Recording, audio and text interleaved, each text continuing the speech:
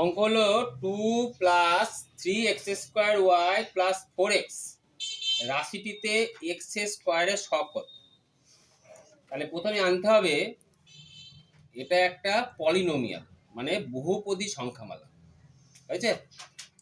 এবং এর পদ সংখ্যা কটা? তিনটে, তাই একে ত্রিপদী বলা হয়। তাহলে একপদী সংখ্যামালা উদাহরণ দিতে পারবে? -3x। Very good. -3x হচ্ছে একপদী সংখ্যামালা, কারণ একটা মাত্রই পদ। এখানে চলরাশি কত বলতে পারবে? x। তার সহগ কত হয় বলো দেখিনি? -3।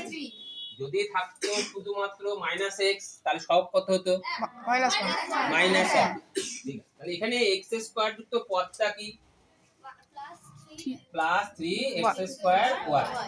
তাহলে এখানে x² বাদ দিয়ে যেটা পড়ে থাকবে সেটা হচ্ছে তার সহগ উইথ সাইন। কিন্তু এখানে সাইন যেহেতু প্লাস, তাই প্লাস চিহ্ন বসানোর দরকার নেই।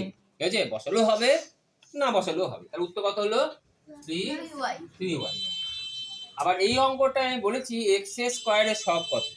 তাহলে অঙ্কতে x² কিন্তু পদ এটা আছে, তাহলে -x³ y, তাই তো? তাহলে এই জায়গা থেকে যদি আমি x² বাদ দিয়ে দিই, তাহলে থাকলো কত কত? -xy²। বুঝতে পারলে? ক্লিয়ার? এখানে y² লিখতে ভুলে গেছিলাম, ঠিক করে নেবে।